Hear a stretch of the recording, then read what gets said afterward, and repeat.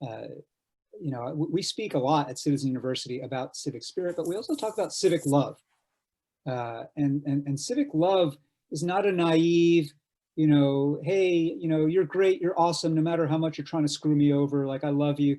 It's not that. It is a sense of, if you truly love the possibility of this country, if you truly do, then you cannot simply treat the people who disagree with you um, as the enemy, or to homogenize them, to take one person who's you see on media or social media as a proxy for all people of that category.